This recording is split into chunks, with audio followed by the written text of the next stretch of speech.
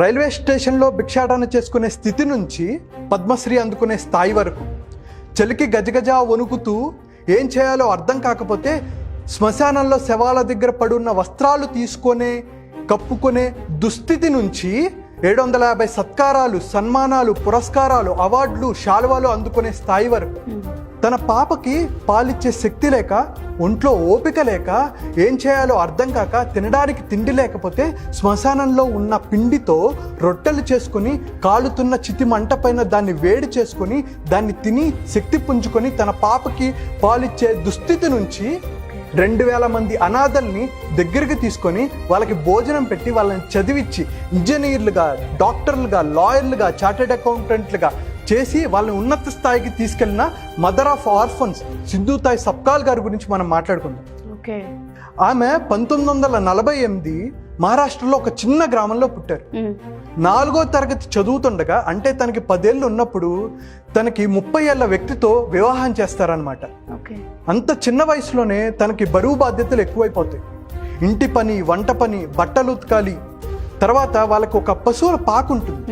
ఆ పాకలో తను ఆ ఆవు పేడని తీసుకొని దాన్ని పిడకలుగా చేసి వీళ్ళందరూ జమీందారులకి అమ్మేవాళ్ళు. అక్కడ ఒక జమీందారి ఏం చేసేవాడంటే వీళ్ళందరి దగ్గర పేడలు తీసుకొని వేరే వాళ్ళకి అమ్మేసి వీళ్ళకి చాలా తక్కువ డబ్బులు ఇచ్చేవాళ్ళు. అయితే ఈ సింధూతాయి గారు ఏం చేస్తారంటే వీళ్ళందరినీ ఉత్తేజపరిచి మనకి సరిగ్గా డబ్బులు ఇవ్వట్లేదు అని చెప్పి ఈయన మీద ఎదురు తిరిగితే దీన్ని తట్టుకోలేని ఆ జమీందారి ఈ సింధూతాయి గారి భర్తతో ఒక మాట అంటాడు, నీ భార్య గర్భవతి కదా, పుట్టబోయే బిడ్డ నీ బిడ్డ అనుకుంటున్నావేమో, నా బిడ్డ అని చెప్తాడు. ఒక్కసారిగా ఇది నిజమో అబద్ధమో తెలుసుకోలేని ఆ వ్యక్తి నిండు గర్భిణిని కాలితో తన పొట్ట మీద తంతాడు. కింద పడి ఉన్న సింధూతాయి గారిని లాక్కుంటూ తీసుకెళ్తాడు. పశువుల పాకలో వదిలేస్తాడు. అక్కడ ఉన్న ఆవులన్నింటినీ కట్లు తెంచేసి ఈ ఆవులే తన్ని తొక్కేశాయి, చంపేశాయి అనే ఒక స్టోరీ క్రియేట్ చేద్దామని అనుకుంటాడు. అయితే అందులో ఒక ఆవు మిగతా ఆవుల్ని రానియకుండా తిన్ని కాపాడుతుంది. అయితే ఆ రోజు రాత్రే ఆమె ఒక పాపకి జన్మనిస్తుంది. బొడ్డు తాడు తెగక ముందే ఎక్కడ ఈ భర్త వచ్చి చంపేస్తాడేమోనని భయంతో తనని తీసుకొని ఆవుని హత్తుకొని ముద్దాడి కాపాడినందుకు అక్కడి నుంచి పారిపోతారు.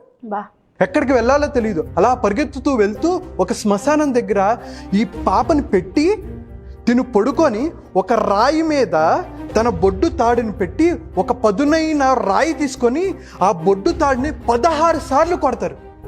ఆ నొప్పి, ఆ కష్టం, ఓపిక లేకపోతే ఆ బొడ్డు తాడుని చుట్టుకొని శ్మశానంలోకి వెళ్ళి అక్కడ స్పృహ తప్పి పడిపోతారు. కాసేపటి తర్వాత రియలైజ్ అయ్యి అరే ఈ పాపకి పాలు ఇవ్వాలి, ఏం చేయాలి అని చెప్పి ఓపిక లేదు, శక్తి లేదు. అక్కడ వాళ్ళ ఆచారం ప్రకారం మహారాష్ట్రలో ఈ శ్మశానంలో శవాల దగ్గర కొన్ని పిండ్లు పెడతారు. గోధుమ పిండి, రైస్ పిండి పెడుతూ ఉంటారు. పెడితే అక్కడ పిండిని తీసుకొని ఆమె రొట్టెగా తయారు చేసుకొని కాలుతున్న శవం చితి మంట మీద దాన్ని వేడి చేసుకొని తను తిని ఆకలి నింపుకొని ఆ పాపకి పాలిస్తారు. ఈ కష్టం భరించలేక వాళ్ళ తల్లిదండ్రుల దగ్గరికి వెళ్తారు. ఈ అమ్మాయి వాళ్ళ తల్లిదండ్రుల దగ్గరికి వెళ్తే వాళ్ళు కూడా ఇంట్లోకి రానివ్వరు. సొంత తల్లిదండ్రులు రానివ్వకపోతే ఏం చేయాలి, నన్ను ఎవరు చూసుకుంటారో అని బాధతో ఈ పాపని తన గుడ్డతో ఇలా నడుముకు చుట్టుకొని రైల్వే స్టేషన్లో చనిపోదామని అనుకుంటారు. రైలుకి ఎదురు వెళ్తే ఒక వ్యక్తి అరుపులు వినిపిస్తాయి, కాపాడండి, కాపాడండి, నాకు ఆకలేస్తుంది, దేవుడా నన్ను రక్షించు, నాకు దాహం వేస్తుంది అంటే ఈ అరుపులు తను వింటుందన్నమాట. విని తను కాసేపు పోస్ట్ పోన్ చేసుకుందాం అనుకుంటారు. వెళ్ళి తన బొడ్డు దగ్గర ఉన్న ఈ రొట్టెల్ని తనకిచ్చి ఈ మనిషి అది తిన్న తర్వాత వృద్ధుడు 20 ఏళ్ళ ఈ సింధూతాయి గారి కాళ్ళు పట్టుకుని నన్ను కాపాడినందుకు నేను ధన్యుణ్ణి అంటాడు. ఒక్కసారిగా ఈమె షాక్లోకి వెళ్ళిపోతారు. నేను పుట్టింది చనిపోవడం కోసం కాదు, నేను పుట్టింది మిగతా వాళ్ళు బ్రతికించడం కోసం అని. ఒక్కసారిగా తన థాట్ ప్రాసెస్ అంతా మారిపోతుంది. ఎక్కడ కనపడినా అనాథలను కనపడినా తన హక్కును చేర్చుకుంటుంది. వాళ్ళకి తిండి పెట్టేవారు, చదివిచ్చేవారు. ఎలాగో తెలుసా, రైల్వే స్టేషన్లో పాటలు పాడుతూ, ట్రైన్ ఎక్కి పాటలు పాడుతూ తన కొంగు జాపి నేను ఎంతో మంది పిల్లల్ని చదివిస్తున్నా, వాళ్ళకి భోజనం నేనే పెడతాను, మీరు నాకు సహాయం చేయండి అని చెప్పి భిక్షాటన చేసేవాళ్ళు.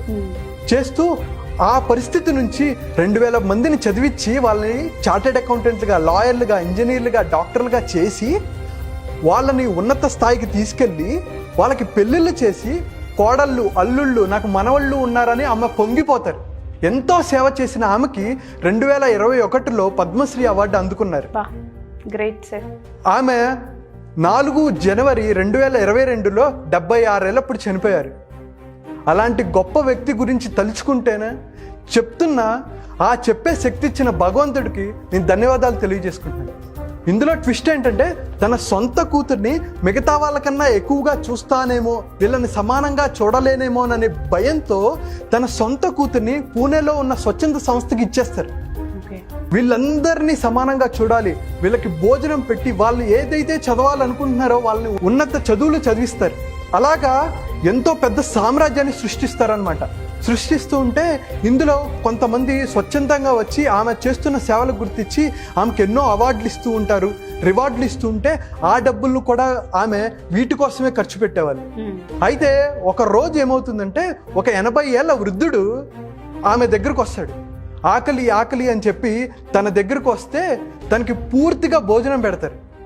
అమ్మా, నువ్వు గొప్ప తల్లివి, ఎంతోమందికి సహాయం చేస్తున్నావు, నీ రుణం తీర్చుకోలేనిది నువ్వు ఇక్కడ వరకు ఎలాగా వచ్చావు అంటే తను ఒక స్టోరీ చెప్తుంది.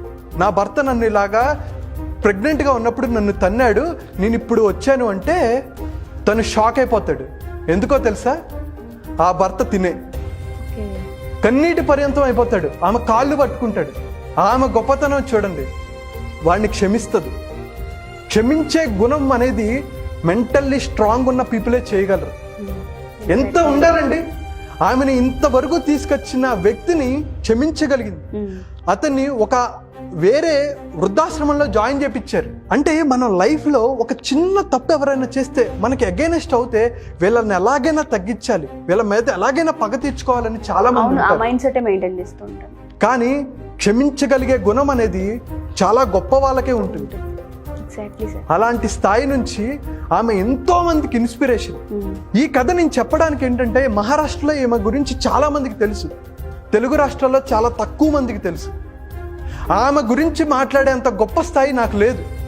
ఆమె గురించి చెప్పగలిగేంత ధైర్యాన్ని ఇచ్చిన దేవుడికి నేను ధన్యవాదాలు తెలుపుతున్నాను. నేను కోరుకునేది ఒకటే, ఇలాంటి మహా తల్లి గురించి మనం ప్రతి ఒక్కరికి తెలిసేలా చేయాలి. ప్రతి ఇంట్లో ఈమె గురించి తెలియాలి. ఎవరైతే సూసైడ్ చేసుకుందాం, ఎవరైతే మెంటల్లీ డిప్రెషన్గా ఫీల్ అయ్యే వాళ్ళకి ఈ మా లైఫ్ స్టోరీ ఒక ఇన్స్పిరేషన్గా నిలవాలి.